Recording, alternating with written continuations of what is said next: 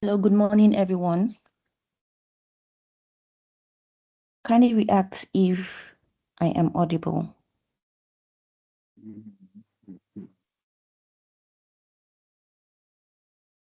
All right, thank you very much. You're welcome to the first session or the first mentorship session for the MTN Tɛkyerɛma Hackathon 2026. We're kicking off today's session with the business, engineering, and impact category, and that will be led by Mr. Benjamin. I will hand you over now to him. Mr. Benjamin, could you please confirm if you have the right to share your screen? Yes, yeah, absolutely. All right. So you have the floor from now till whenever you're done. Thank you very much for joining us.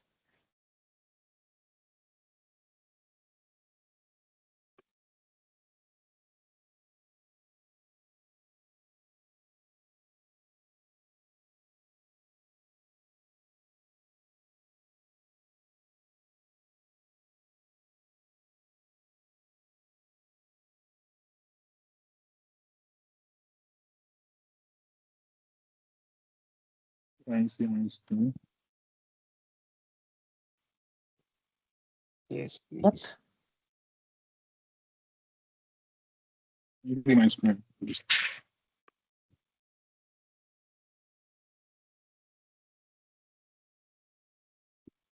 Okay.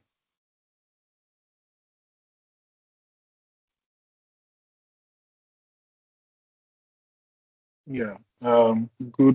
Good morning, everyone. My name is Benjamin. I'm a software engineer. Yeah, I am happy to be here. I'll be taking you through the business, engineering, and impact category for the hackathon. So let me see the slide here.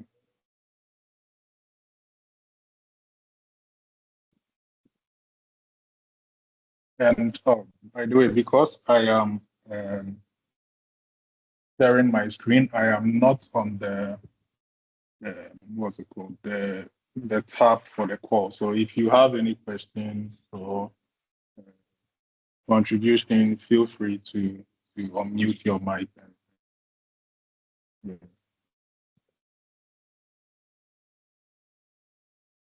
Yeah. So that's my name, Benjamin Arhin-Acquaah. So today, yes, so I'll be taking you for both sessions, both morning and evening sessions. And we plan to go through these three core things. So I guess like the hackathon has been already started, and some of you probably have your your ideas or problems already figured out. So we'll run through like a few things for you to validate against like what's the idea you have, right? Or the problem you think you uh, see whether it fits for what we are looking for. So the first thing will be how can you find problems that are worth solving?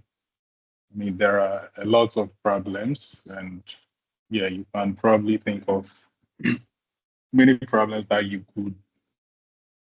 that is technically feasible. You can easily build it, but is it a problem worth like, solving? And also, we talk about customer validation and market fit analysis. Um, so once you have a solution to a problem, that's not the end, right? You need to make sure, I mean, there is a group of people somewhere or like people that are ready to use your product. Then we also go into like engineering and technology.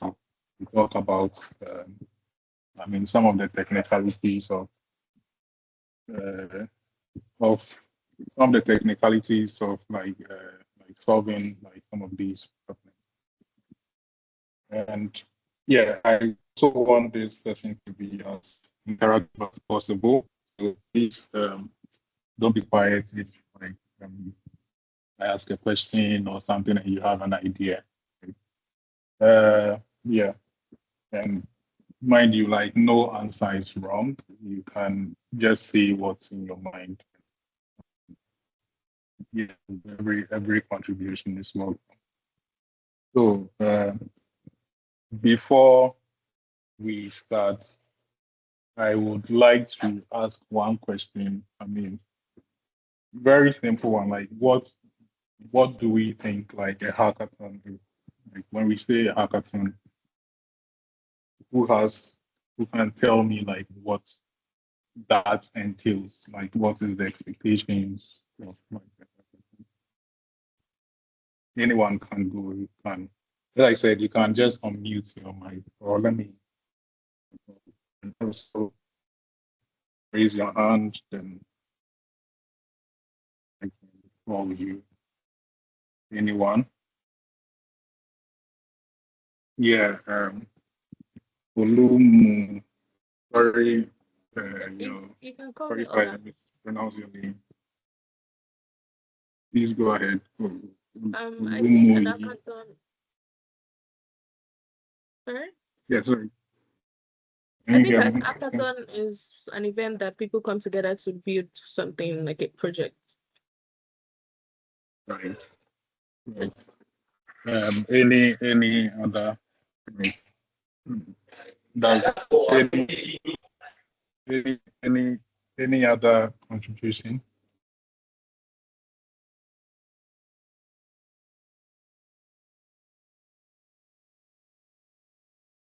Okay. Um, yeah. So what he said is very right. Um, I mean, but there is more to a hackathon than just coming together like to solve a problem or build something. Right? So yeah.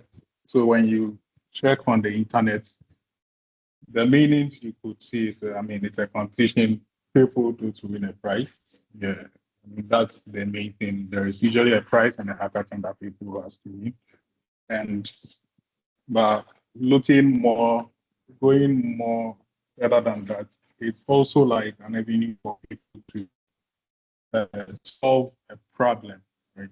So, I mean, you have a lot of teams that are all working towards like solving a certain problem that will be beneficial or impactful to the society. Right? And I mean, whoever comes with the most innovative and impactful problem. I mean, the problem doesn't just have to be innovative. You can have an innovative problem. You can have an innovative solution to a problem, but it may not necessarily be impactful, right? So your solution has to be impactful, and it also like has to be innovative.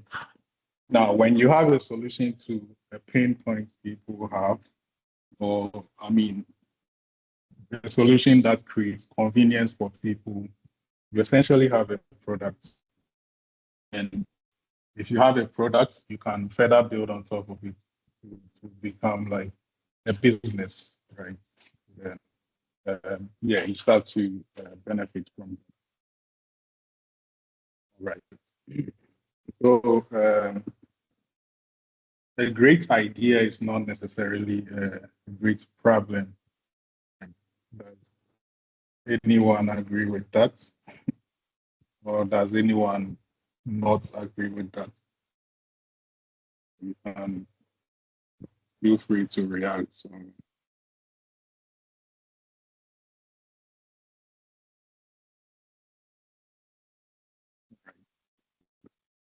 yeah. So, right, is someone?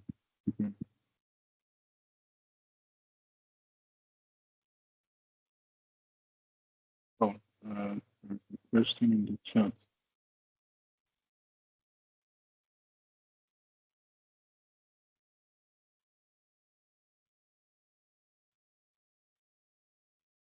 This hackathon meant to develop the winning solution into the business, or is it bring innovative solutions to the organizers to uptake into the existing business solution? Ms. Kenneth, you address this. Leave the organizers to address this later. So, yeah. So you may have a technically impressive solution that can still fail for several reasons. Right? So one could be the solution, what's it called? Yeah, the solution, the problem isn't important enough, or people are just fine with what you perceive to be a problem. You may think you are solving a certain problem, but the people you are targeting don't find it as a problem. They are fine doing it like the way it is. Or it could also be that you are targeting like the wrong users. So you may have like a cool idea and you think, okay, yeah, let me run it by my siblings, my friends, or my parents and see. So I have this cool idea. Do you think like, what do you think about it? So usually when you seek feedback from your close circles, you often tend to get like a biased result, right? What you want to do is you go out there and find people with real problems that fit like the solution you are creating, and then you essentially like try to get them to use your product or the solution. Or another thing could be the solution doesn't fit the local context yet, right? So when you look at like several examples, we have like e-bikes on the Legon campus. Is there a reason why do you guys think it's not all over Accra, or it's not even like all over Ghana, right? Also, why are like some of our parents or elderly people a bit skeptical with online shopping or even booking a ride like Uber? We may have parents or elderly people that are tech savvy, but like the what's it called? There are a number of like older people that are not very conversant with modern tech, and will find some of these things will be very skeptical with some of these things. Right? And we also like don't have like a good credit system in the country, which is also like a reason that people, I mean, in our part of the region, credit card or uh, like some of these things are not very common here. So these are all things that are also very common in other developed countries. So why do we like think some of these things are not working here yet? So some could be, I mean, the system or tech infrastructure. Some could also be uh, maybe a gap in our what's it called, our education system or whatever. It could be several reasons, but solutions that work in other regions may fail in certain regions simply because like it doesn't fit that market or that context yet. So you start with a problem and you don't just jump into building like the tech. Are there any questions at this point? All right, maybe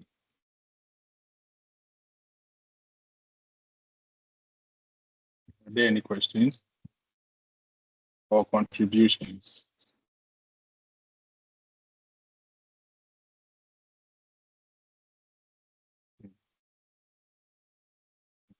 And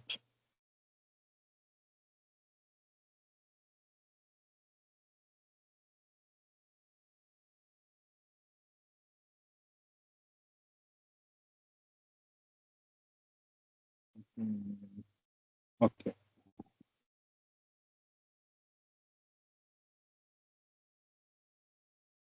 Okay. So yeah. So before we go to the next slide, can someone tell me like what a problem is? Like, what do we mean when we say like a problem that we want to solve? So taking this hackathon as a context, when we say we want you to solve a problem, what do we mean by a problem? And anyone try?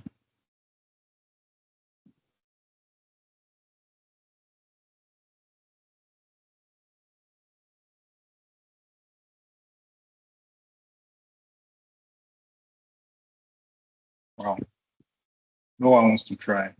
You don't know what a problem. Okay, yeah, Kwabna Ado. Okay, Go so ahead. good morning. Morning. I would say a problem is any situation that an inconvenience is caused, or it is any situation where there is a risk of loss of anything at all. Yeah, anything of yours at all. Thank you. Any other definition? I mean, we all have very different perspectives, right?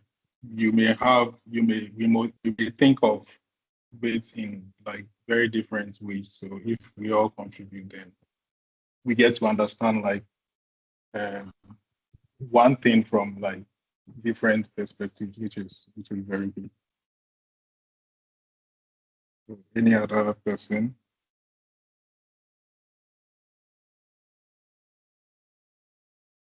Yeah. So yeah. So yeah, as he said, in other words, a problem is a meaningful gap between like the current situation and a desired solution. So for every problem, there should usually be someone affected or something they are trying to accomplish, an obstacle, pain, risk, or unmet need, or a meaningful consequence. And we are going to like take like look at several examples in these contexts.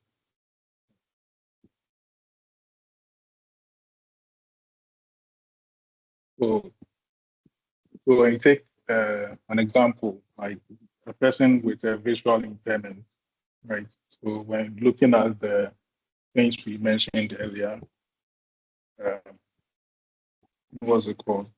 So the person affected is like anyone with a visual impairment.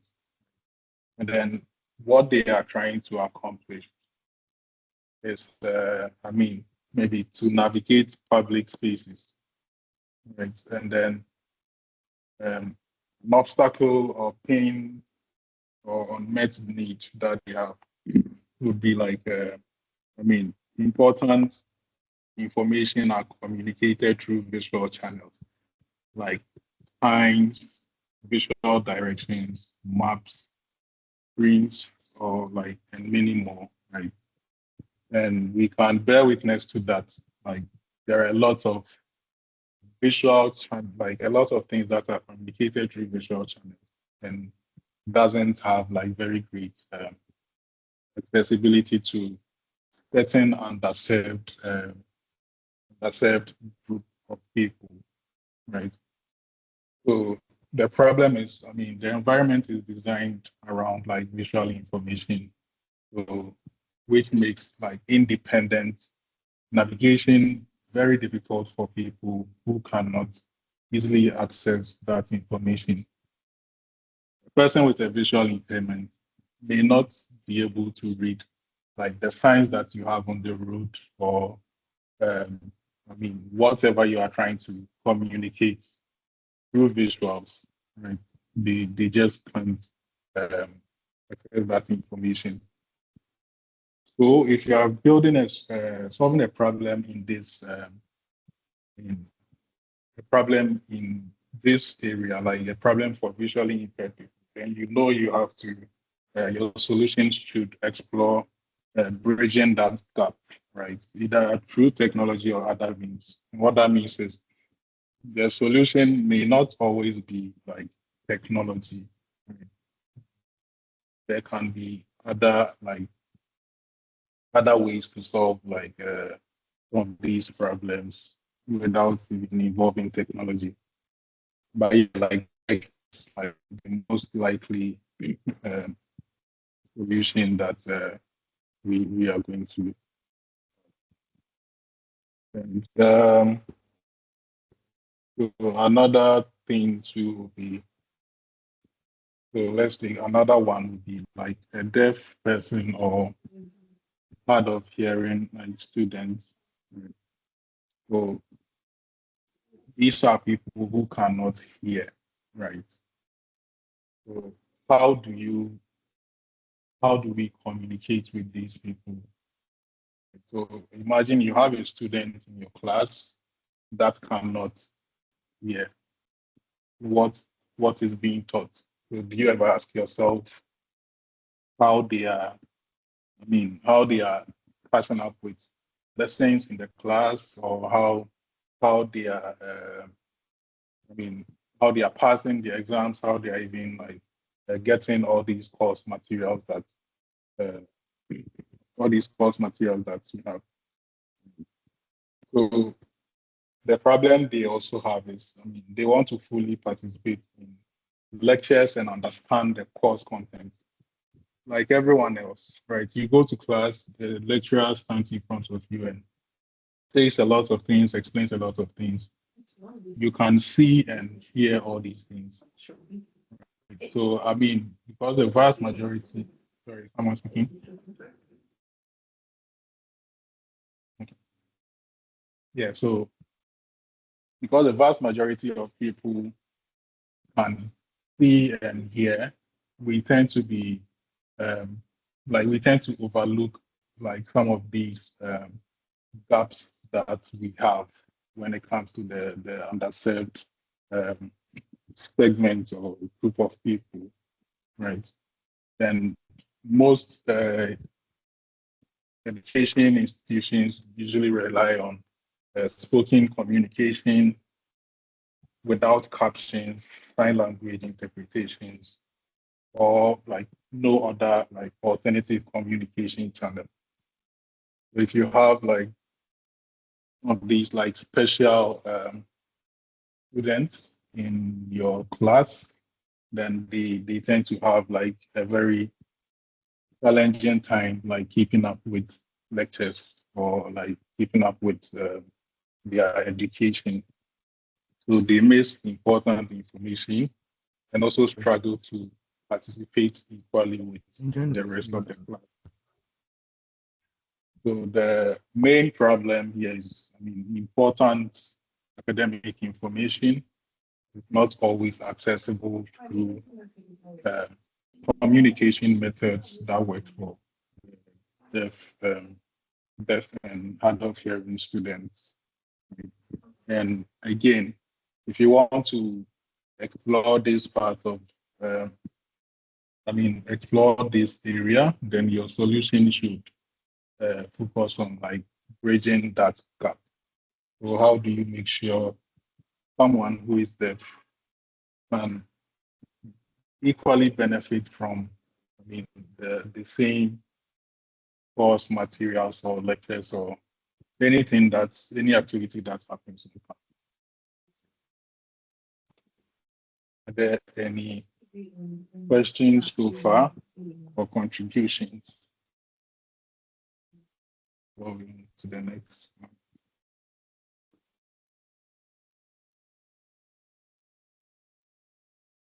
one. Yeah, sorry, I'm seeing your response. Thank you. So a problem can be a pain which individuals encounter daily. Yes, that's absolutely correct. Yeah. And pardon me if I don't see your messages early because I'm sharing the slides. Um, slides in presentation mode. So I have to come back here to check the messages in the chat. Okay, so no any questions, contributions so far?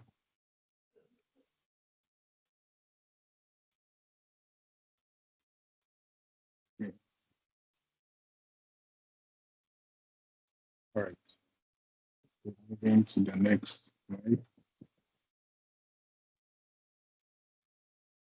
So where do good problems come from? I mean, the a better question would be like, is there even a good problem? The problem in itself sounds, what's it called? Sounds not good, but yeah. Do we have good problems? Do we have good problems at all? So where do good problems come from? So I mean, good problems are often like hiding in plain sight. Like, there are we go to many places, then I mean, we see a long queue or repetitive paperwork being done, especially like in government institutions and like other other corporations. And we also have like information gaps and biases, which highly relates to like the examples we went through previously, like the visually impaired people and the deaf people. So these are all like the example of like these like information biases or gaps because every solution out there is kind of built for like people that do not have these problems. So the special people amongst us, yeah, often have like challenges with some of these things. And people using tools in unexpected ways. So that's also like a good way to identify a problem. And then like people's personal experience.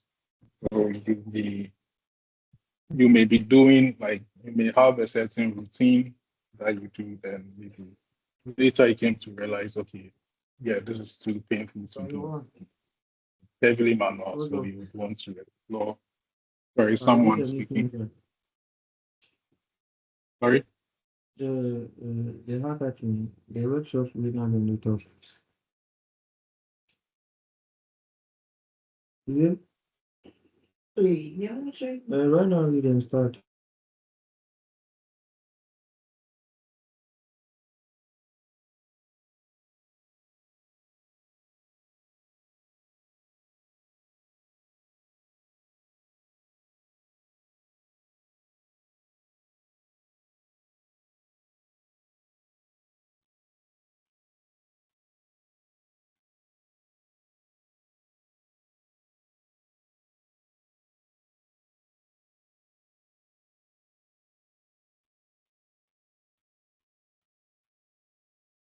Oh, please, you are muted. Say.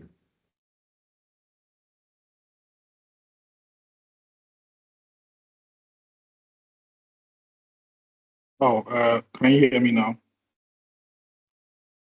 Yes, please.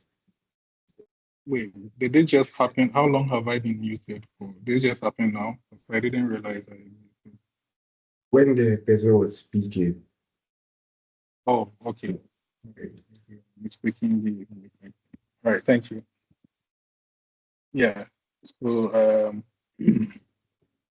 Yeah, so we may have like certain personal experiences that likely can find inspiration from to build like very cool products out of. And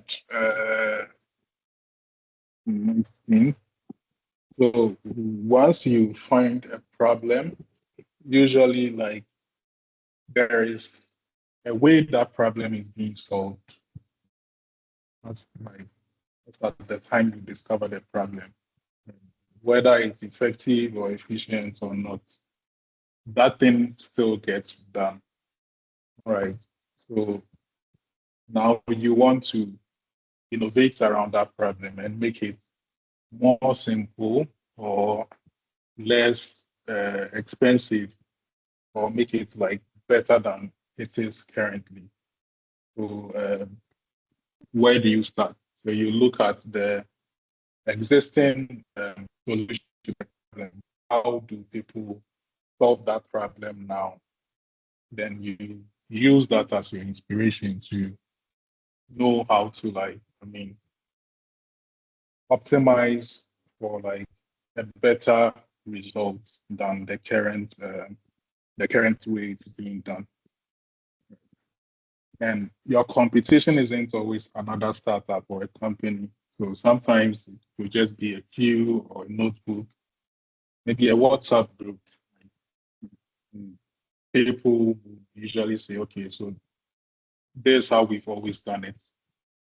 There is no other way to do it. This is just how we've been doing it.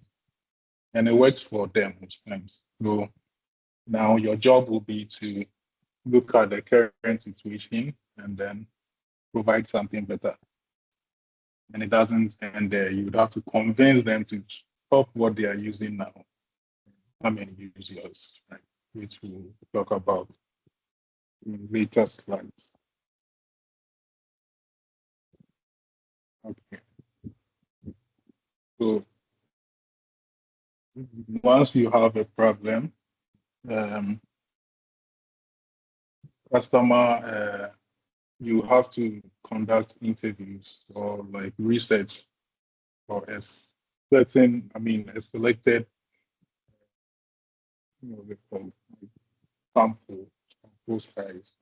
You do more research to understand like the problem that you are trying to solve.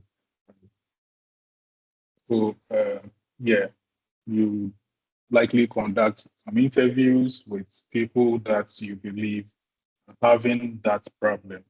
Right? And the purpose of the interview isn't to tell them, yeah, you have like a very great idea or an app and you're trying to get them to use it, right? What you are trying to discover is like the frequency of the problem, like how often does the problem happen, how painful it is to have that problem, or how costly the current problem is. Then the current workaround, how do they solve it today? The existing expenditure, if you are solving the problem, how much does it cost them to solve the problem?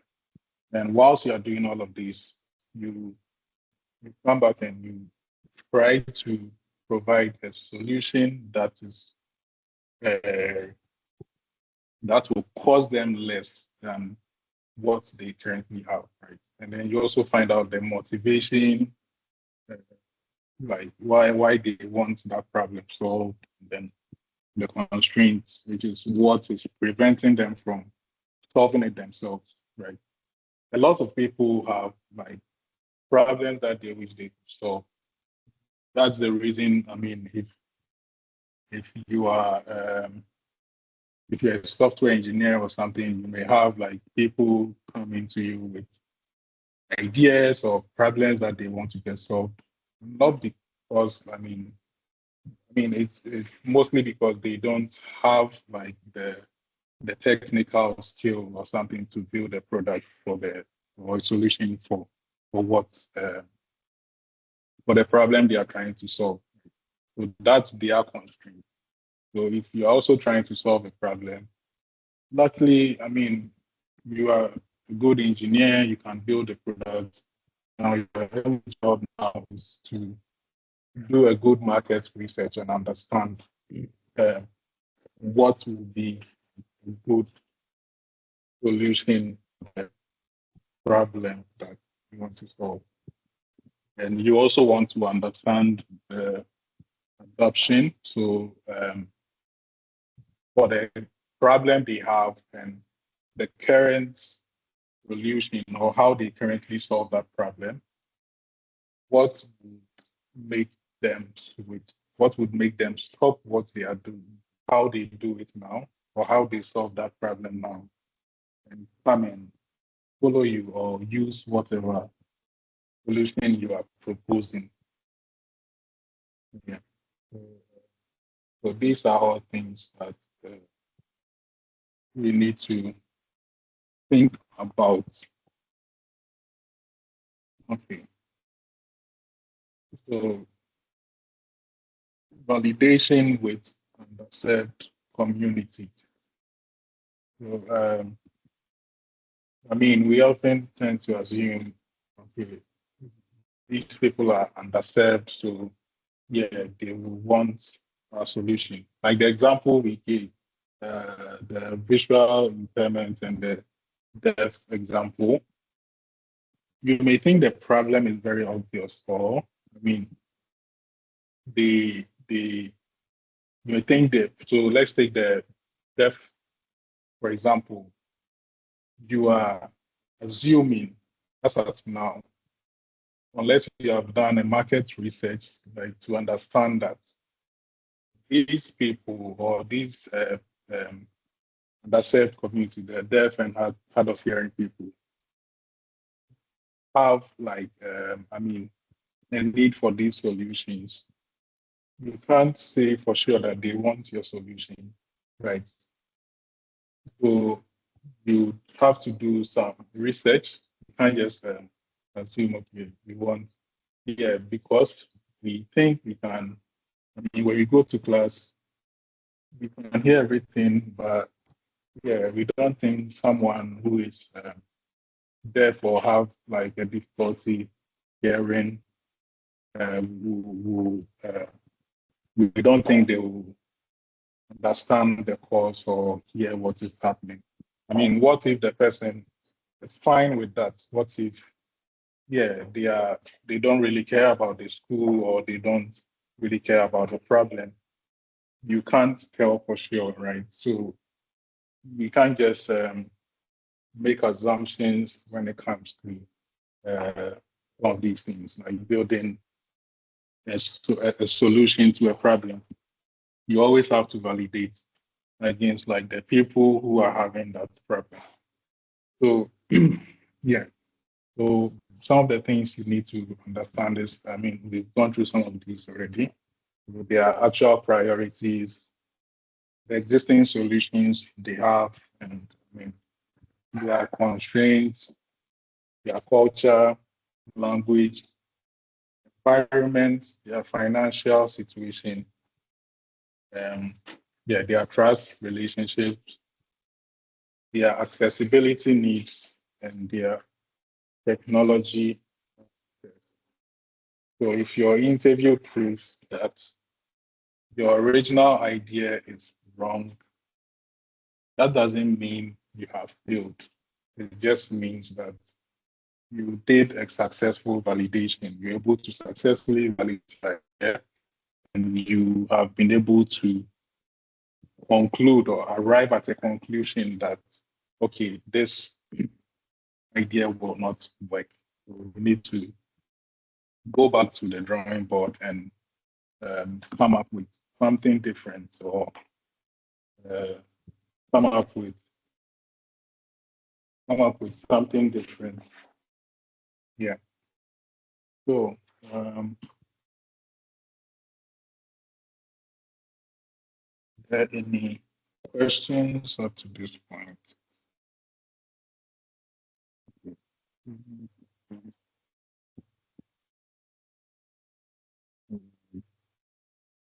go to the next slide.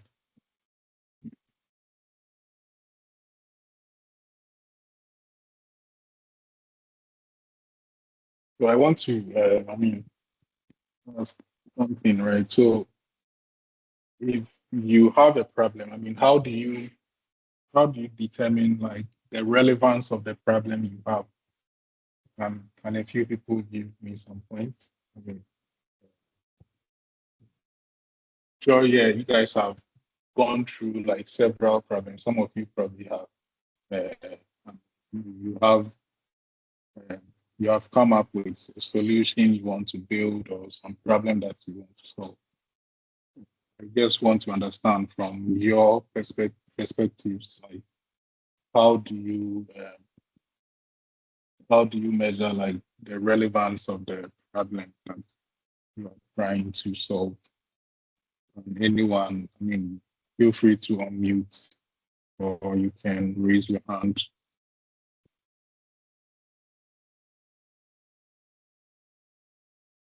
Anyone? Yeah, hello, sir. Yeah, hello. Yeah, so good morning, sir. Nice meeting you. My name is Godfred.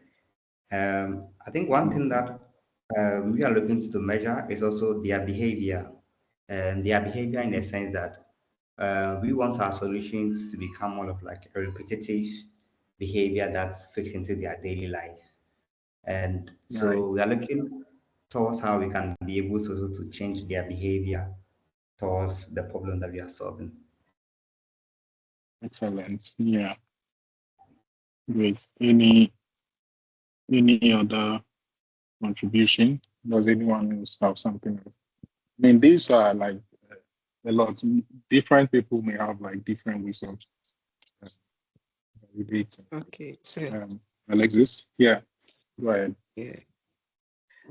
So please me, I'll check most, let me say, the benefit and let me say the efficiency of the solution. Yeah, because there are some solutions, maybe it won't, let me say, its efficiency is not, let me say, high. Yeah. So me, I'll check the efficiency and the benefits of the solution. Okay. Godfred says the behavior. Alexis says the efficiency of the solution. So as you can see, we have 2 points, totally different. Alexis might probably not have like the behavior thing in mind, or Godfred might have not thought about like, benefit or efficiency. We can't really know. So as you share your contributions, other people get to learn from you, including myself. Yeah. So please feel free to share something. Anyone else?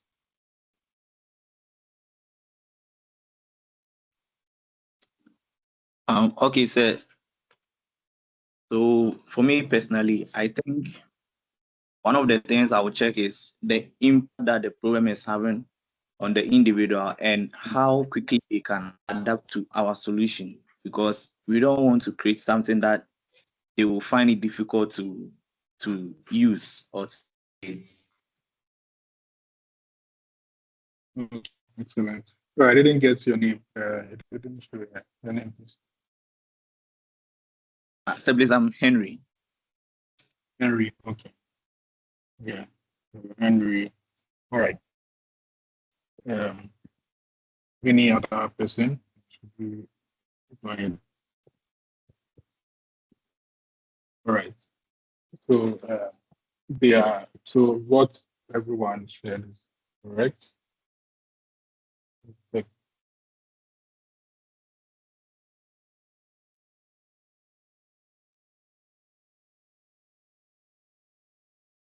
Alexis and Henry shared all correct. So yeah. So what I have here, which is just like a few, just a few. I feel like a problem becomes more compelling when we can demonstrate one who is affected, I mean, how often does the problem happen to these affected people? How severe is the problem? Like, is it a minor inconvenience or a serious consequence? So, looking at an example, I mean, if a visually impaired person wants to navigate really like walk around freely without assistance, you can see like the consequence be like we can face if like something goes wrong. So this is a problem that if you decide to solve, it has to be like something that can something that will literally work, but it's failing and essentially cost like someone's health or in worst cases their life. Right? So yeah, we need to have these things in mind as well. And also, what is the cost of that problem? Like, so when you look at the problem, like in terms of money, time, opportunity, or safety, like what does that problem cost? If you have a solution to the problem, what burden is that solution taking off like the person that is affected by that problem? And you also have to consider the local context. Yeah, very important. And I mean, as I was saying, different countries have different cultures, different backgrounds, different level of, I mean, development, right? So if you are building a product for, I mean, country like Ghana, you have to take certain things into consideration, right? Lots of things like the cultural dynamics. I mean, there are lots of languages in the country. So if you want to build a solution for, I mean, certain underserved communities, you need to understand like their culture, what they do, what language they speak, how do they live, and they afford the device that if your solution has to be used on a device, right? What what's it called? I mean, if you are building a solution for, let's say, low income people, I don't expect you to use like very modern features on our devices. You know, like there are certain features on mobile phones that only work for like very recent versions of the phone of the devices. So let's say you are building for someone with low income, and then you tell them, okay, this app will only work on the iPhone 18, which is I think isn't released yet, right? So how do you expect that person who is low income to afford that device? Right? So we need to think about some of these things to the accessibility of the channel that we want to deliver our solution through, right? And we also need to look at like the willingness of the affected persons to change, use it, right? So if I come to you and I mean, I describe maybe a problem that you have, and I tell you, okay, I have a solution for it. Now, for you that have the problem, you feel, okay, this problem is very expensive currently. Like it costs you so much to do that same thing. Now, someone is bringing like a solution that is cheaper, right? You feel compelled to switch, right? So if your problem is the problem you are solving is relevant enough, people should feel a little, it should be a little, compel people a little to be willing to adapt to it. Right? And also, you have to understand some solutions definitely will need what's it called? Education first.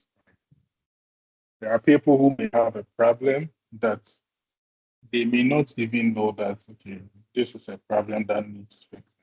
So you have to educate them that, okay, this thing you are doing this way is very dangerous. It doesn't work well. It's very expensive. And there's a solution we have. You can get it for free. The cost you zero. You literally in no danger using it or doing it. Right. So these are some of the things we need to have in mind during this hackathon. And the next thing, any questions so far?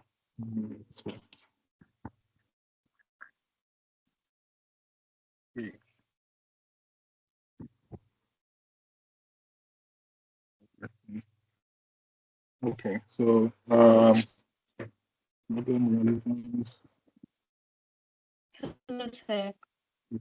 yeah, hi.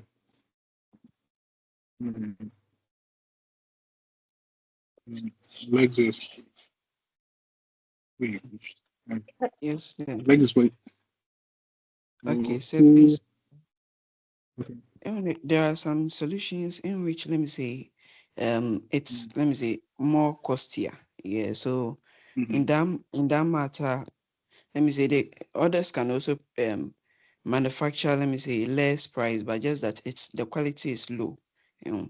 Yeah, so yeah, as for that, no, I'm sure that as for some problems, let me say it's more costlier. Yeah, no matter how you do it. Yeah. Yeah, absolutely.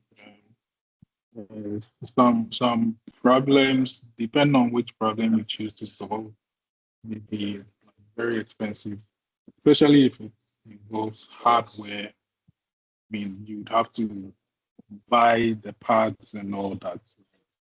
Um, Delphine, Delphine, I guess,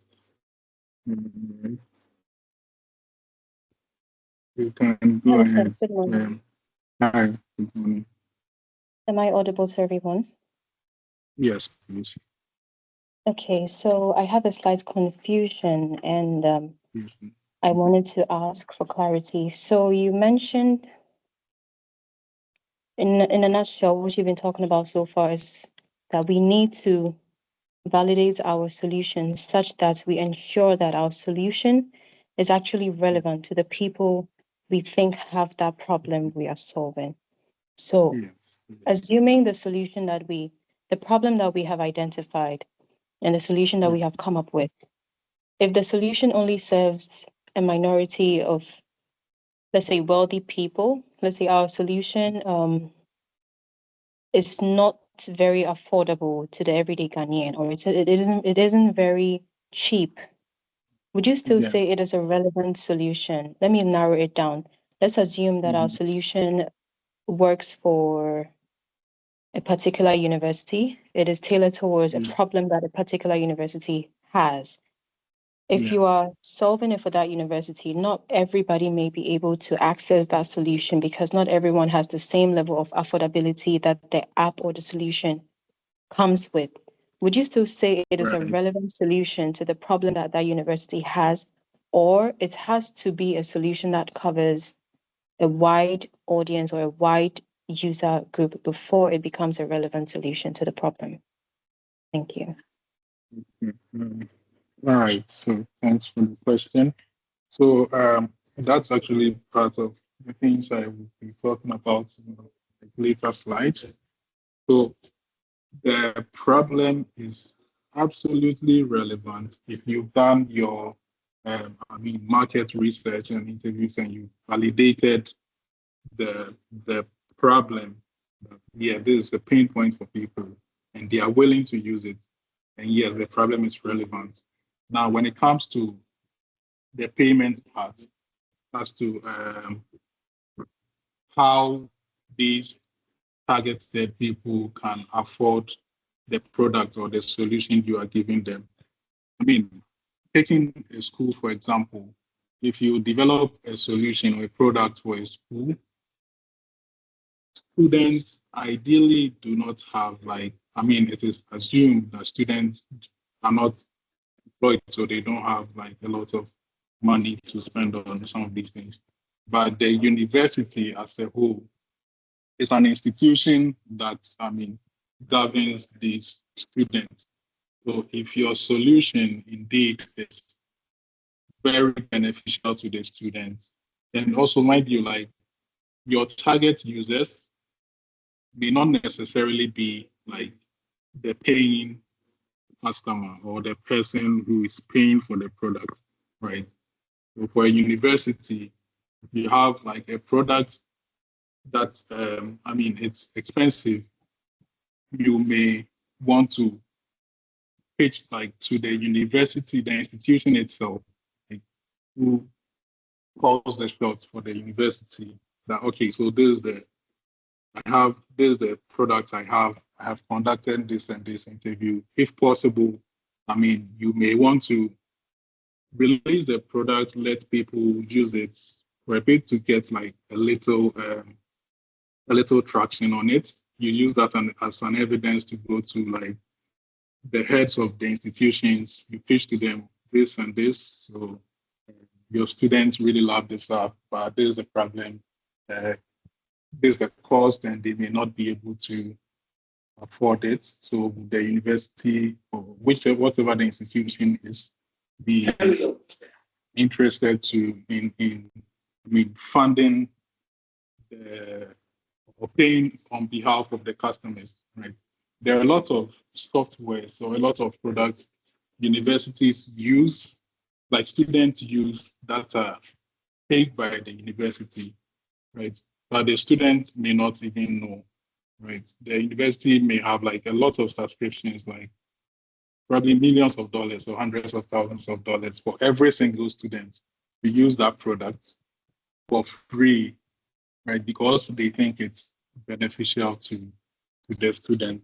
Right? So yes, if you've gone through all the process and validated the problem, it's absolutely relevant, and maybe your way of monetizing or your business model would have to change from maybe focusing on charging the users to maybe focusing on like finding like people or financiers who can like pay on behalf of those users. And in the context of school, it's the university that may bear that cost, right? In the country, maybe the government or NGOs. So these are all people that can pick up some of these costs and give like your users free usage of your product. Does this answer your question? Yes, please, it does. So to make sure I properly understand what you've just said, so long as the Yeah. solution is useful, it is relevant, right? The payment doesn't really matter. As long as the product is useful, that's yes. Yes. Sorry, go for it. Yes, Go for it. Is sir. this? I just wanted to add a little up to my understanding I got from the explanation. So what you're saying is that Okay. you can be solving a critical problem for a user A, but then Yeah. if you have a very good business model, a user B will be Yeah. paying for that services, and then it will be able to keep the business operating, but not necessarily Exactly. the Yeah. person who you are building the product around. Yes. Exactly. I mean, products don't cost nothing. Like even for a software, you have to pay for infrastructure and all that. Someone has to bear that cost to sustain the project, right? So if your target users are not like in a good standing to afford that, you may want to. I mean, if it's something relevant enough, you may want to take it up to other stakeholders who can finance that project. Yeah, sorry, Delphine. Sorry, can you help me with your name? Is it Delphinia or did My I? name is Delphine. Delphine, okay. Right. Yes. Right. So, did I clear your question, or you had some follow up? Sorry. Yes, I'm clear now. I understand. Thank you so much. Delphine. Okay. Right. Right. All right. So, on to the next.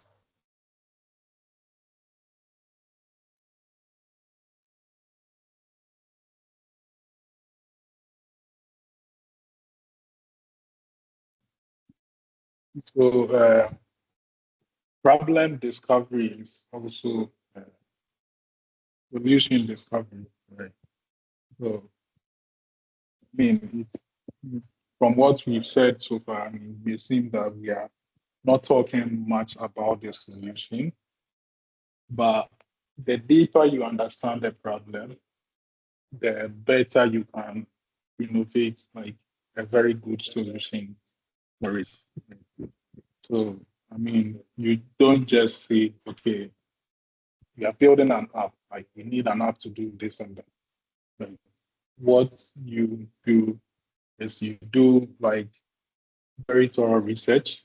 I mean, users probably don't need another app, right? Maybe they just need a service or something that works through WhatsApp, or they don't need an app at all, right?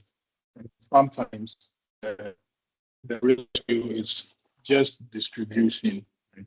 Not the technology itself. Scaling. There are some problems that may work for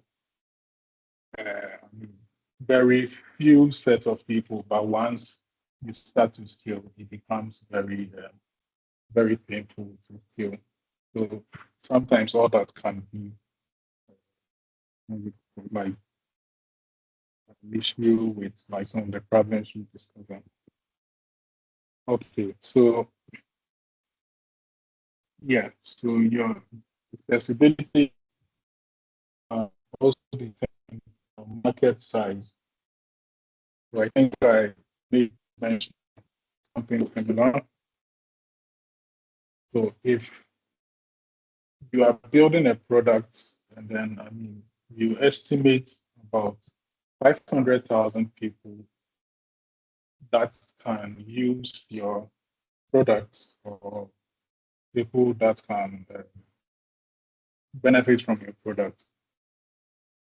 That would only work if, I mean, all these 500 people own a smartphone.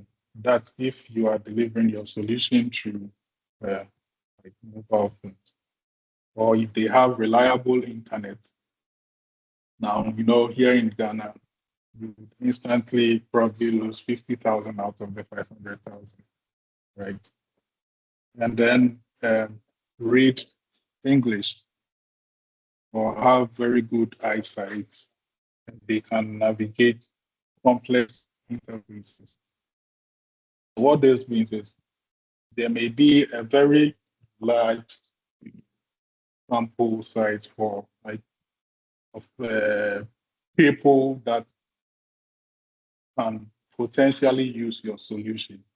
But as you narrow down based on some of these things, you'd realize you can end up with very like significantly smaller market, right, than you expected or than you anticipated. All of these have a direct impact or negative impact on like whatever like the market we are targeting. Yeah. So are there any questions so far? I think this is the last slide for like finding problems that are worth solving. The next thing will be customer validation and then market fit analysis. But before that, I need questions. I mean, unless you understand everything, are we saying everything made sense up to this point? Feel free to raise your hand or unmute and ask questions. So I want to, sorry, my name is Yusuf. I want to ask a question. Okay. Yeah, so my question is just a follow-up of what my colleagues asked earlier. So what if maybe you have all right. So what if you have a solution that suits a particular set of people? Let me say some students in a community, in a university, but someone also has a solution that's, I mean, your solution suits very, very best when it comes to university students. But someone also has a solution which is more like general, like it suits university students and then let's say the community, but yours is more efficient when it comes to university students. So in terms of that, when it comes to like when like between this solution, which one is more likely to be accepted and then chosen over which one? Okay. Which one is more likely to be accepted? I mean, whichever one is solving the problem properly for the customers or the people with the problem. And also, you have to understand that sometimes you don't have to capture like a large market. Your solution can be targeted towards like a very small segment that you strongly believe will find the problem very useful or the solution you are proposing very useful. And once those few people accept the problem or they accept the solution, they can they are likely going to recommend to other people, right? So I mean, for the person or whoever builds like a general purpose uh, product or something, you'd realize they will have more work to do because they need to understand a like very wide range of like wide segments of users or very messed up dynamics. You'll have a lot to do with. But if you are more focused on a very small segment, then you have a very good solution. Then yes, you are likely to uh, mean succeed or like you're likely to have your solution being accepted by the segments that you are targeting. Is that clear? Does that answer your question? Yes, it answers it. Thank you very much. Yeah, Godfred. Yeah, yes, sir. So about his question about the student, is it that when you find that, okay, you're working on, let's say, a problem on education, and then you find one student A who really fits your model, and that is what you are fixing it for, then you look for other 500,000 of that student, and then you start to consider the factors of whereby they might have not available internet because some of them might be in remote areas or not. And then you factor in whether some of them might also have the purchasing power to pay for it and all of that. Is it like that too for the variant? No, I'm not sure I get the exact question. So, I mean, from your slide deck, you were saying that Yeah. after you look for who you are building for, you look at the market size. And, so let's say how many of them are students, like how many in total of them are students, let's say 500,000 of them. Then you start to branch out the ones who are in remote areas who might not have necessarily like good internet, or you also look at factors of whereby who also might maybe having learning different experiences. Some of them might prefer like reading, some of them might prefer like more visual.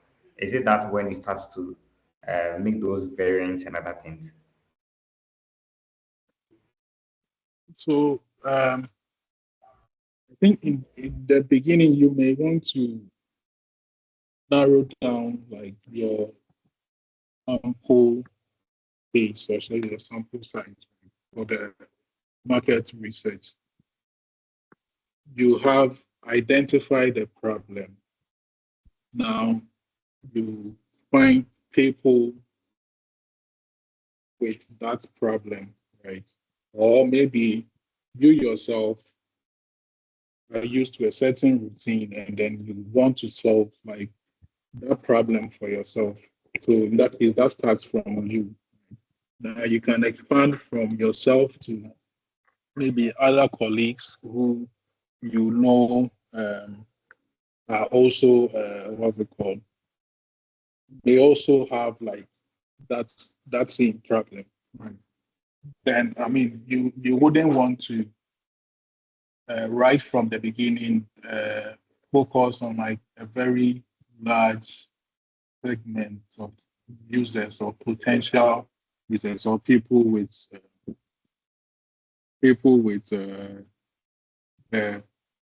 the problem for the solution you are proposing, right?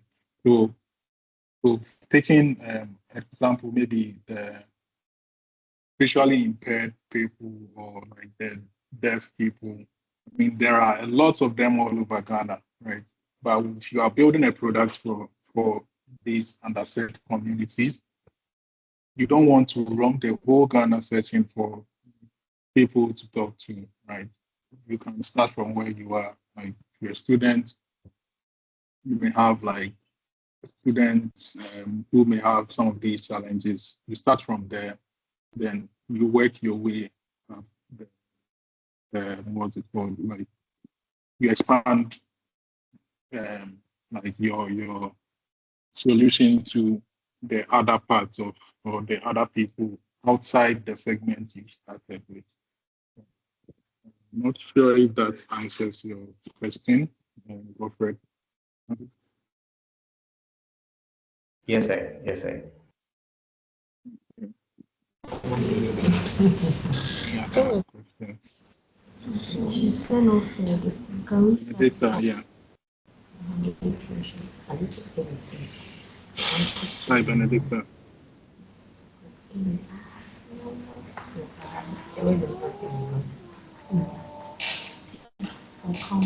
Hello, Benedicta, are you asking a question? Any other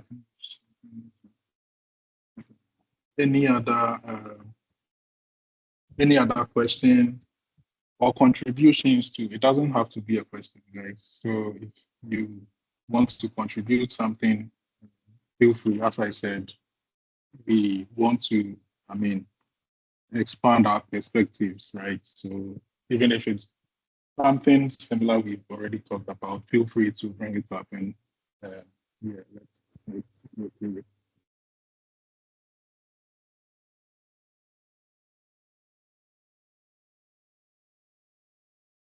Okay.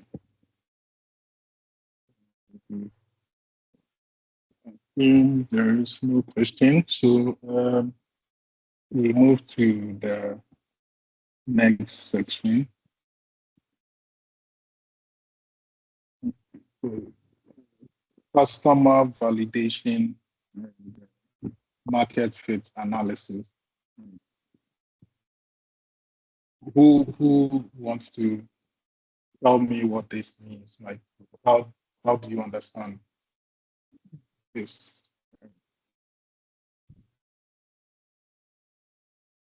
Anyone?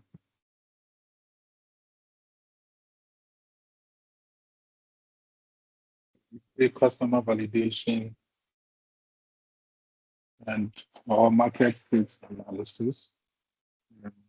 What's your understanding? What's your expectation for this section?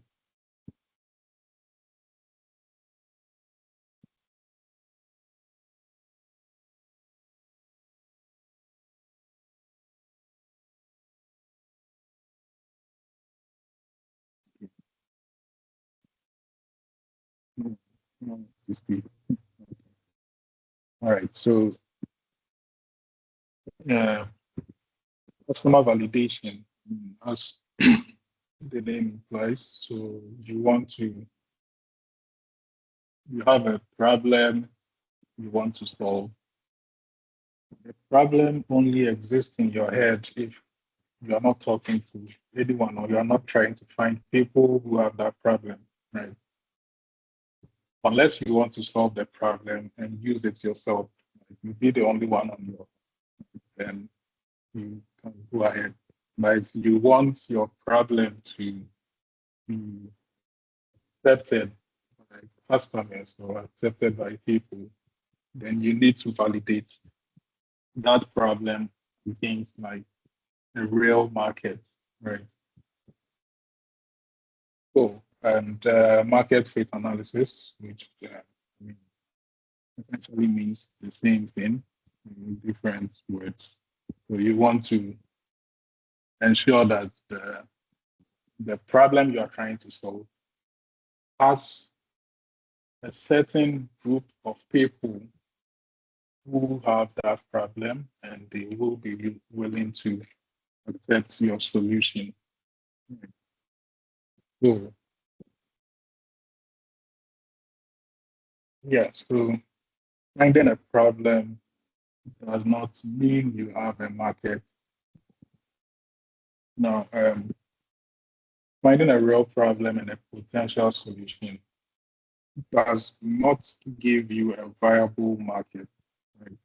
So you can say maybe our target market is farmers, students, people with disabilities, but that only tells us like who we are interested in serving.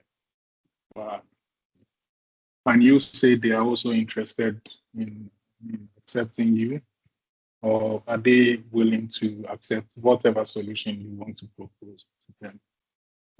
Okay. So before we go to the next slide, so when we say markets in this context, what do you think we mean? Or what do you think we mean by market when we say market? Anyone wants to give it a shot?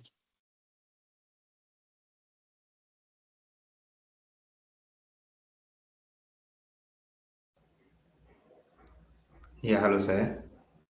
Yeah. I think in this context, when we say market means the people who are going to pay for your solution or the people who you are building the solution for. Yeah. Okay. That's great. Anyone else? Different perspectives. And feel free to share what you think.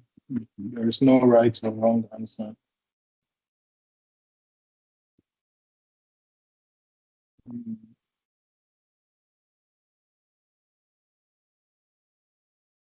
Or if you are shy to speak, you may also type in the chat.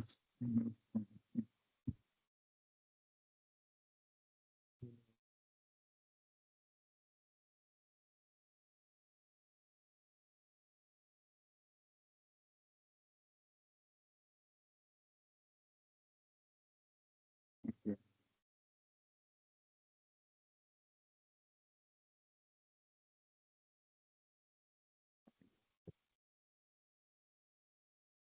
Yeah, so as the prophet said, people who are willing to pay for your product. So yeah, I mean the word market in its simple sense is right to someone who can.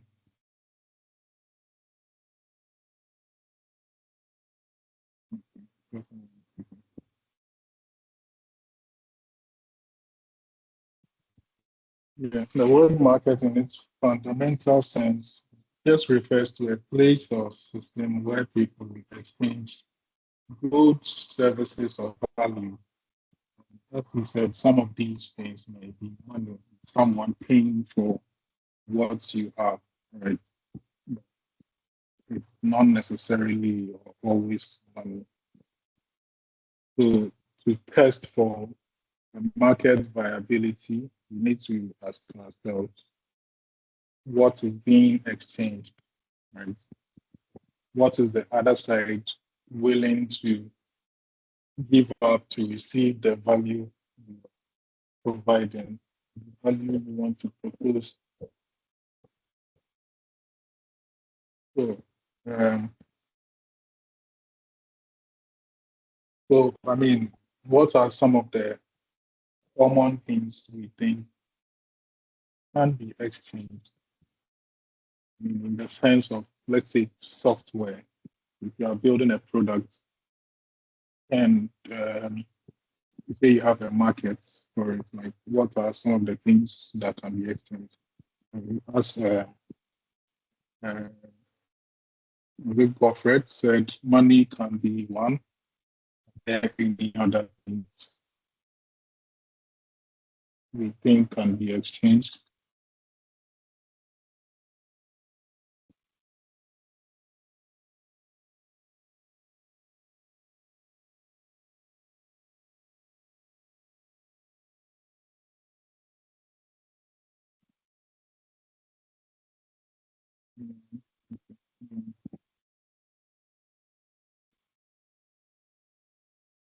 Okay, so some of the things, so some of the things that can be exchanged, we have money can be one, you can have data.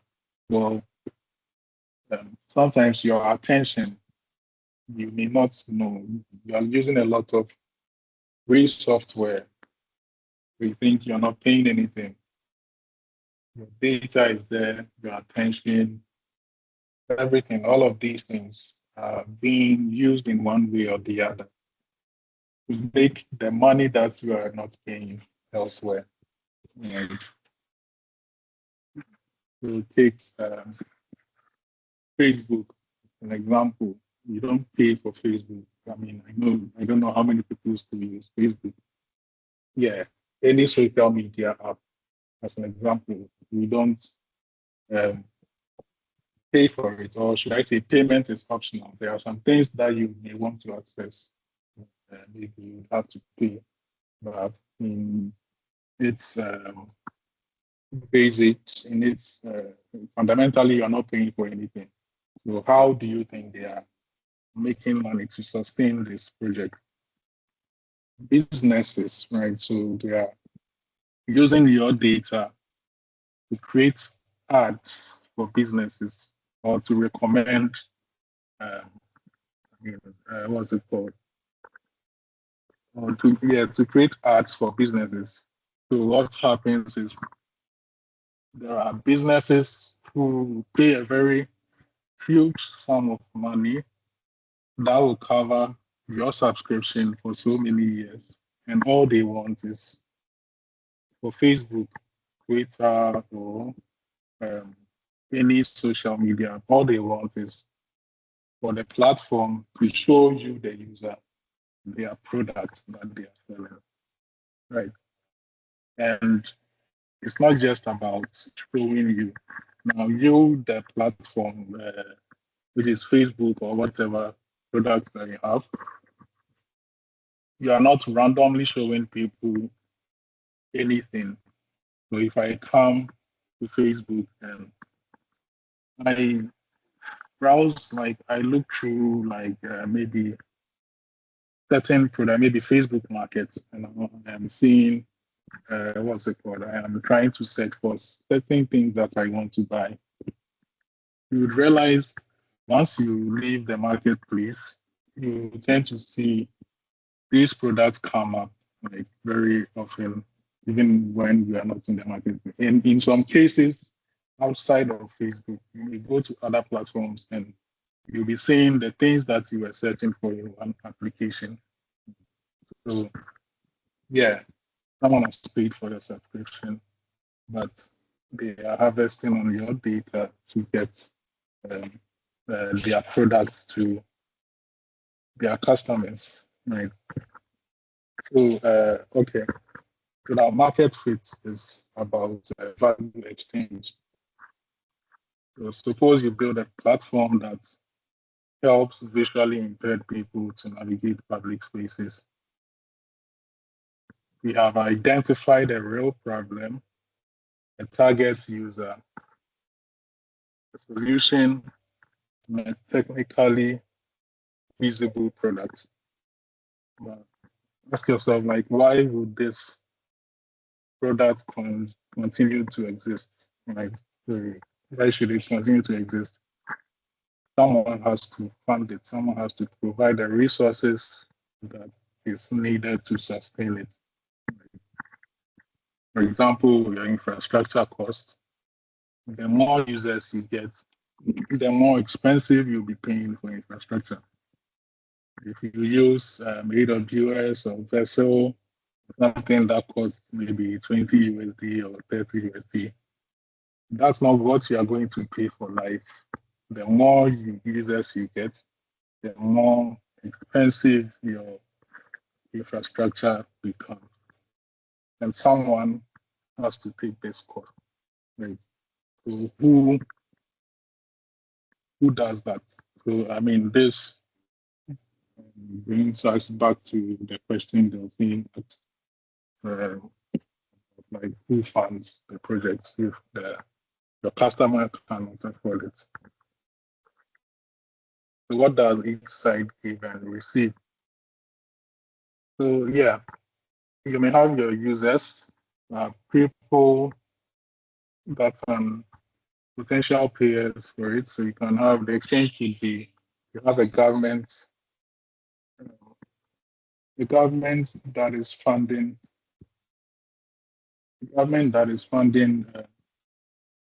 the project or the product for its citizens, right? So if you build a product that is like very useful or very useful to the government, so an example would be like building solutions for these underserved communities. These are things that the Ministry of Education or other government ministries may be happy to explore, and they may be happy to sustain the project to benefit the users or whoever the beneficiaries are. Right. Then we have the university. The university may also be paying subscriptions for its students to have free access to softwares, right? Um, then NGOs, we have NGOs also may be able to fund projects that have like very good community impact. Then you have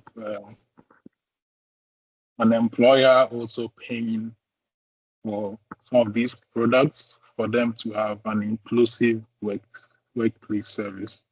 So a company that may have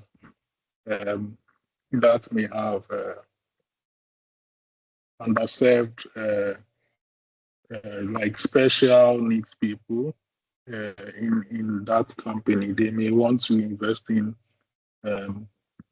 products or solutions that makes like their workplace inclusive and attractive to these communities. And then we also have the user, right? So the user may also give their attention, data, participation, and also get free service, as I am saying. So this data you give up, someone else is paying for it, right? So the key question then is, what does each side give and what does each side receive? Right. Okay, so the next thing, so the difference between like useful and valuable. So you can have a very useful product or useful solution to a problem, but you won't have a viable market. Right. So yeah, if you build an app that helps low-income students find free textbooks.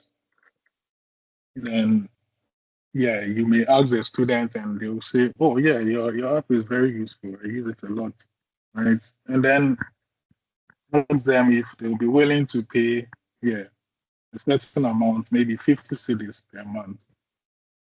Per month within yeah, 50 cedis per month, and watch them not will automatically not being interested anymore, right? Because I mean they have to pay for something, right? But then that doesn't necessarily mean the product is bad or the or you don't have a good solution or a market for the product. It just means the beneficiary of the solution may not be the one who should pay for it.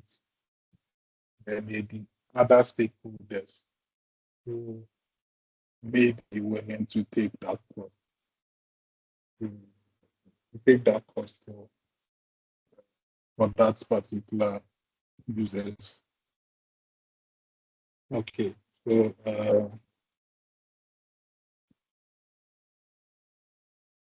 yeah, so who might pay? What are some of these stakeholders? We have like the universities, or or the example we gave for the textbooks, we have like the publishers sponsoring it, or government funding NGO support, or employers sponsor access to this solution.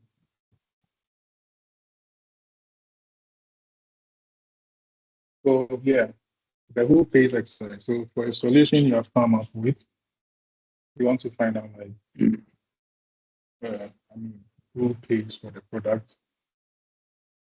All these four boxes. So the user who who actually uses the product, right?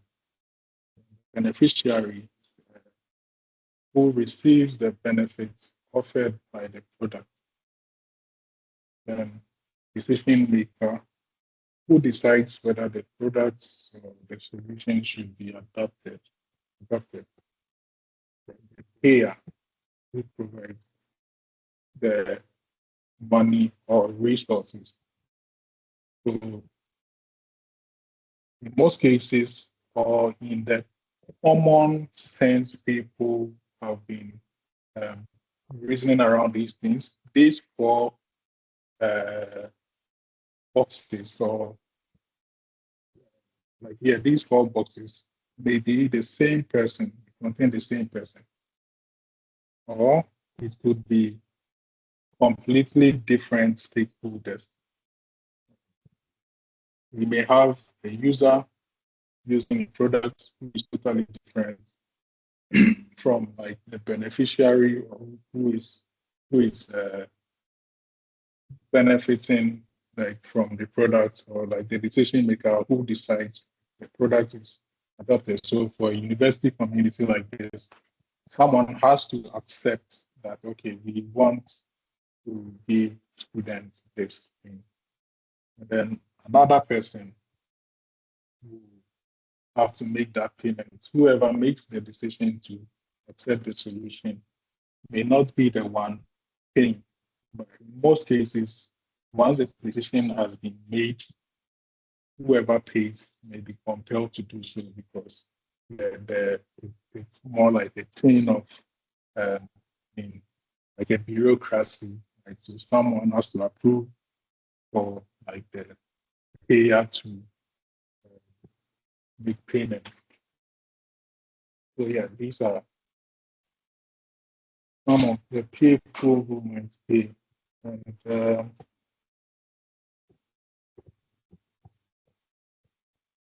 any questions so far?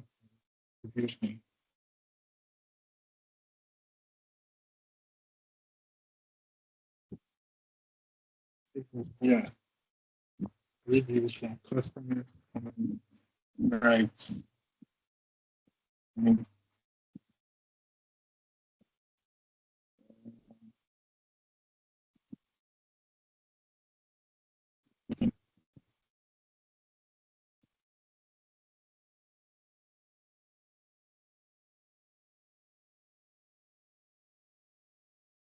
Okay, so the next one.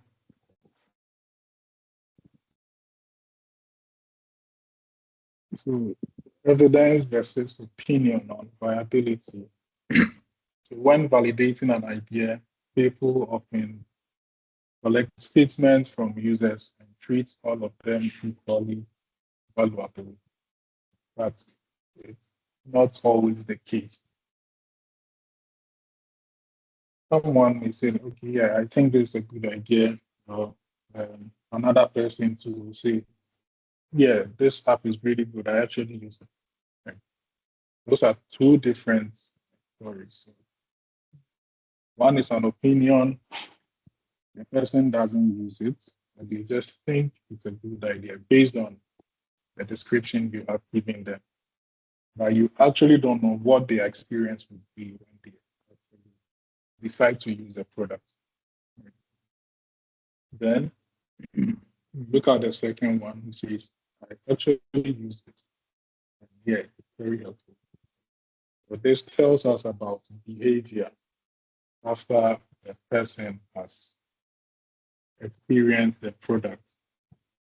And in all cases, the behavior will always carry more weight than opinion.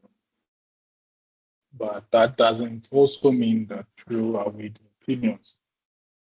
At least the opinions will give you an initial validation, then you build on that opinion to get, people who gave that opinion um, an opportunity to use the product, then you can actually measure like their behavior as well after they use the product.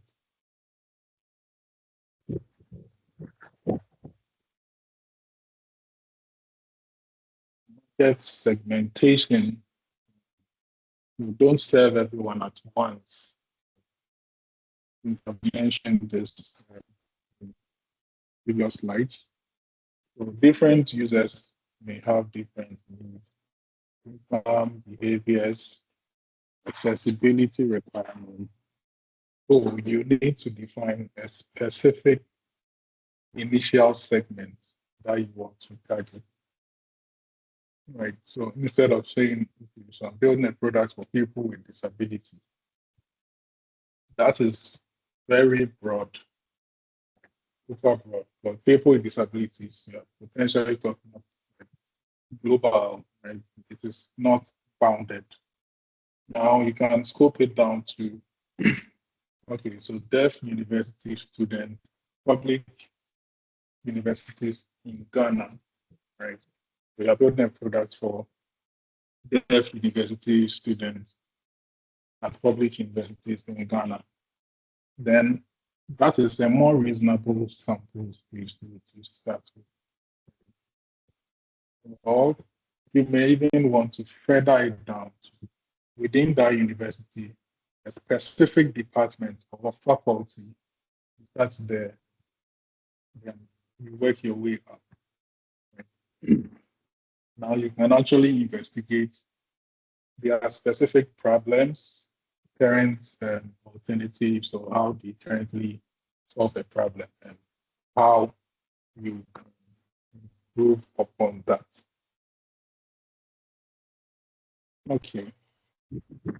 Are there any questions up to this point? I think there's the last slide for the customer validation and market analysis. And I would want us to wrap up here because I'll be taking the evening session as well. And I don't want to bombard like too much information. The next section will be engineering and technology, which may be a little technical. So maybe I believe it's something we should take it like as a separate session. Otherwise, like, yeah, there will be too much information. So, yeah, so this will be like our last slide for this morning's session. Feel free to ask any question, contribution, or anything. Yeah, so that's the lowest question.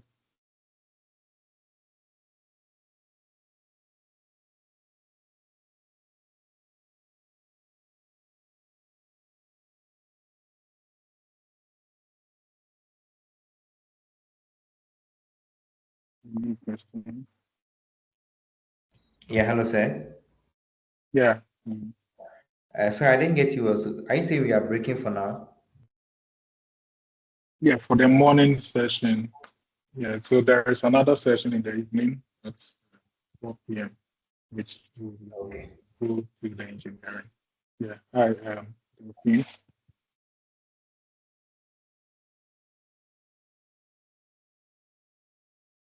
Okay, hello, Hello, sir. Delphine. Go ahead. Hi, Alexis. Yes, sir. Yes. Hold on, Alexis. Let Delphine go first. I saw her. Okay, my question is, where do we find real persons with disability to work with, Where do especially in you? a large number? Where do we find them? Yes. Um, hmm, that would be tough to answer, but I mean, are you? So, if if you are in school, that would be like a good place to start, right? And I wouldn't know exactly where exactly where exactly where you would find them, right? So probably yeah, maybe talk to like people. I mean, a lot of these things you may have to actually talk to people to understand maybe your um, friends in other faculties or other departments, other classes. You may um, want to ask them. And I think usually too, I'm not very sure, there may be some sort of community or like I don't know the name, like a group for like these people, right? So maybe what you need to do is find out like maybe the the name for the group or whether like they have some meetings or something, then you can start there. But I can't be entirely sure where. I mean, I can say, yeah, you can get that from the university, but yeah, you also have to talk to people to point you like in the right direction. Okay, sir. But in the case where all this efforts has been made and you still don't get the required number that is relevant for your analysis, can we fall back on a research or can we fall back on data about such people to move on with our project? Like, frankly speaking, I think it may be hard to find such people. So would you say it's okay for us to just do our research about persons with disability and then work with that instead? I mean, I believe if there are existing papers or research that fits the local context, like the Ghanaian market, because you wouldn't want to um, use, I mean, research from a different region, a different culture, your uh, basis for like Ghana, right, or as your source of truth or something for Ghana. So you may, if you can get like existing research that is that talks about like this within the context of like Ghana or even Africa. I don't know. Yeah, I mean, since like we seem to have fairly similar challenges or problems in the country. So yeah, we want to start from there as well, but a better, let's say like a more stronger validation would be actually speaking to people who have these problems, right, or these issues. Or if you're not even getting some from school and maybe you know from your current school and you know someone who can get you someone from a different school or it doesn't even have to be school. But if the solution you are building is tailored for students, then definitely you would have to find someone who is also a student and falls in this category. But if you are not getting that, I believe like an existing research that fits the local context should be fine.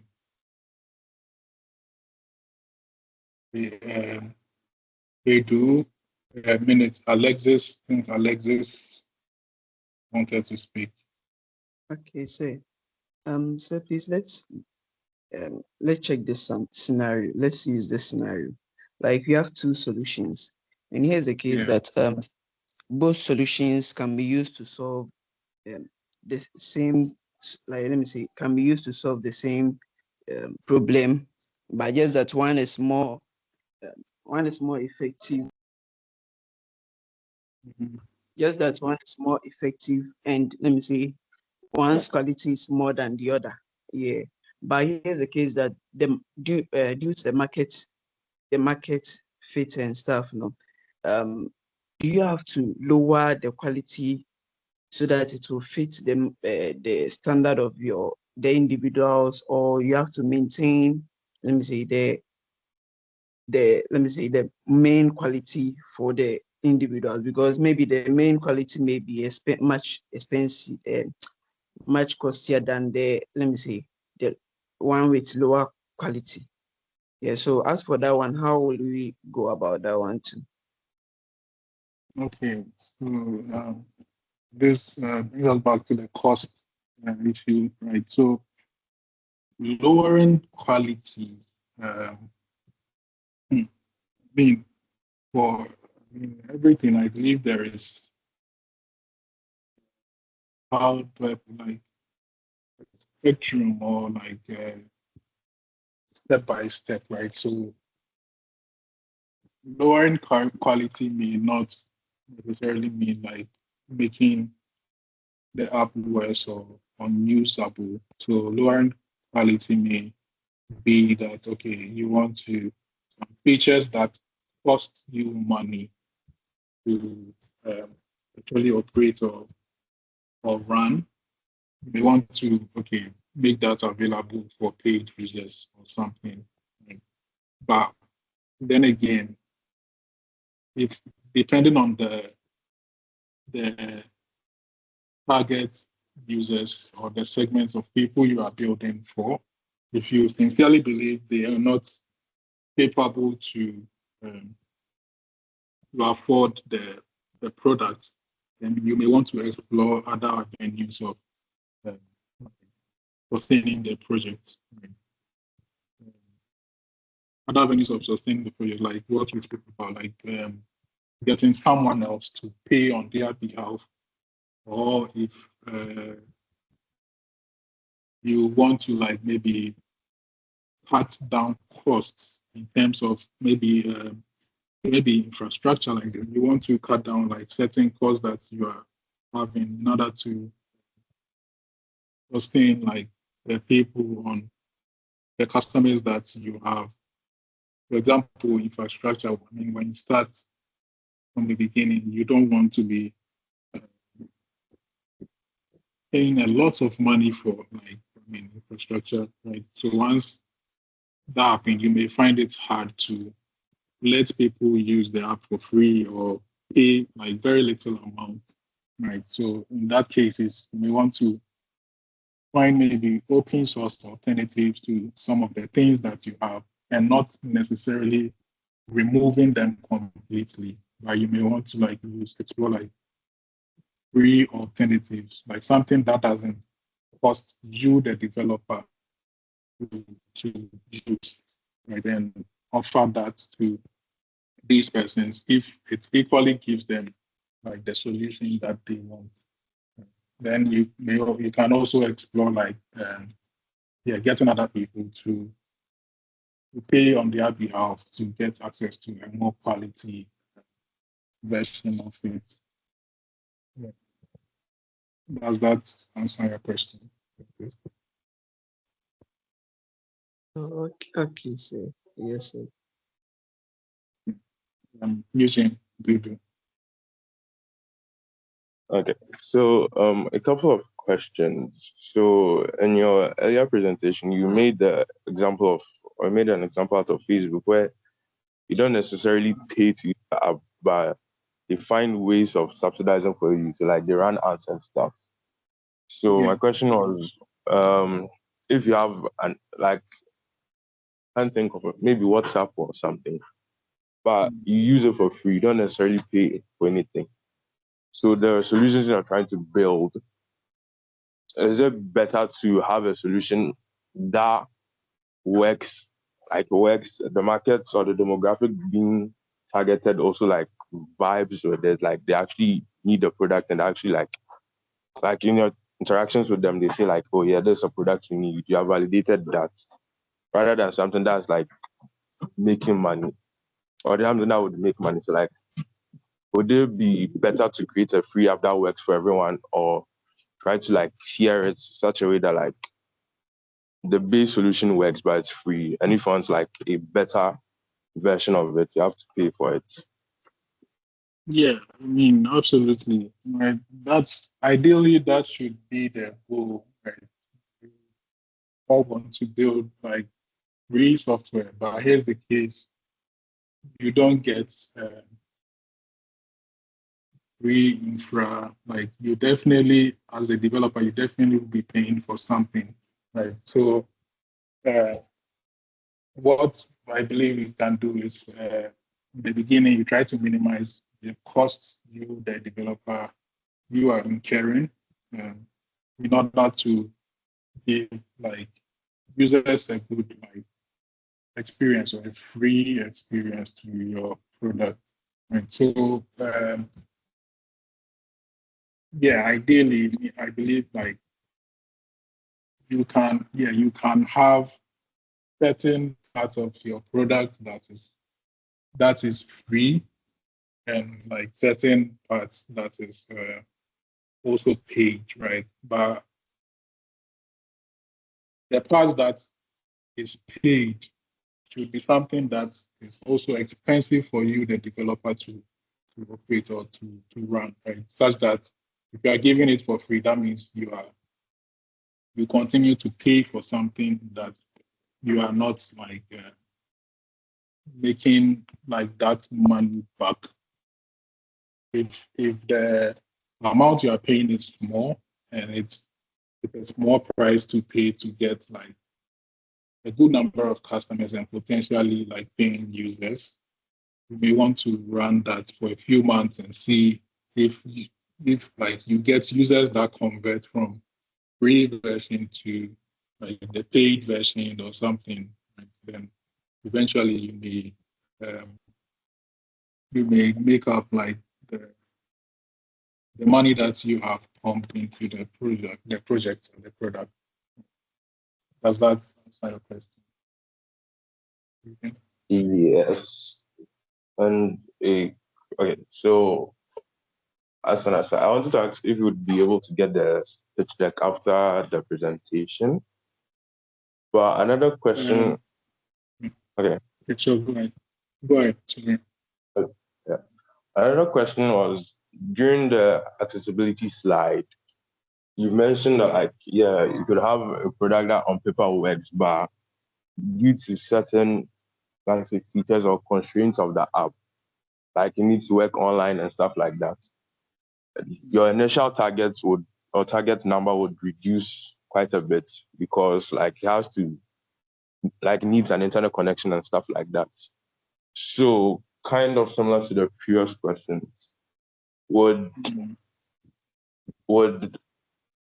it be advisable, would it be preferred if in the process of trying to make it more accessible, like I'm trying to make the app also available offline, the offline version would be quote unquote less accurate than if it was online. So if you were to run like models or stuff, running it on a normal consumer phone would be less accurate in some senses or some sense than trying to run it on like some dedicated infra. So in your goal of trying to achieve user accessibility, would it be like advisable to like say, okay, we want to also prioritize offline? So then in our quest to achieve that, they are going to allow you to have the models offline, but it's less accurate than having it or using it when you have the internet or when you have internet connection. Right.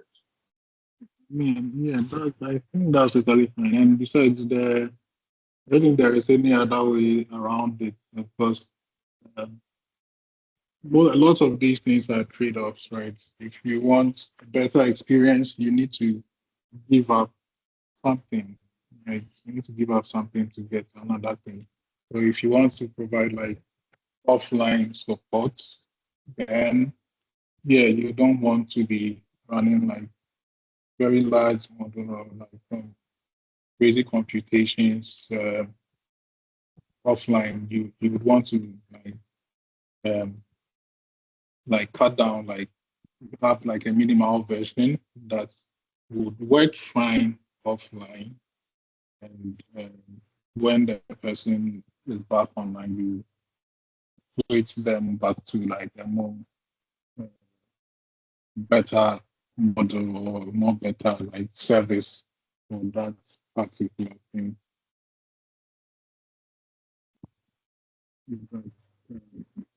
That answer your question. And also the slides, yes. So I will share. I can share the slides after after the evening session.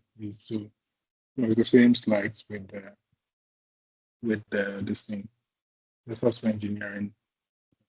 So after the day session, we will share the slides with the organizers to send it to you. Okay, thank you. Okay. Any other question?